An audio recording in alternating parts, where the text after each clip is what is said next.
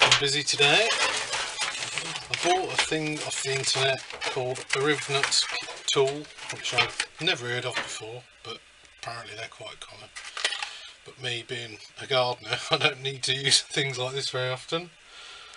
So I was very pleased with it. It's quite expensive for what it is, but it's done the job nicely. It basically puts a rivet with a thread through a hole. You can see what I've done.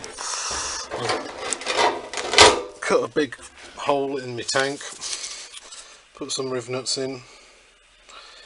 I've got this Walbro pump.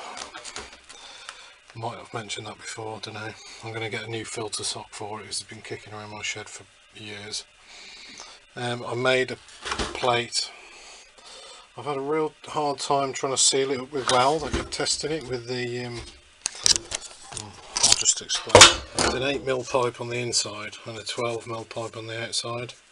So because I'm basically eager to get on with it and I don't want to spend £15 for a pipe fitting, I've bought some bolts. Well, I've probably had some bolts lying around.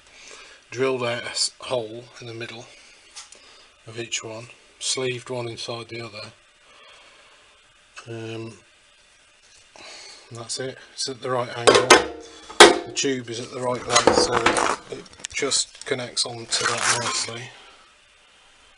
And it'll just sit on the bottom of the tank. That will sit on the tank bottom like that. So can't do any better than that really, unless I want to cut a big piece out of the bottom of the tank and put a sump in there, but I'm not going to do that.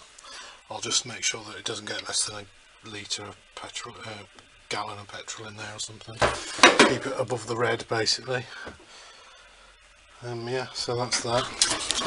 So I've got a hole in the floor from, I think the original line was about there.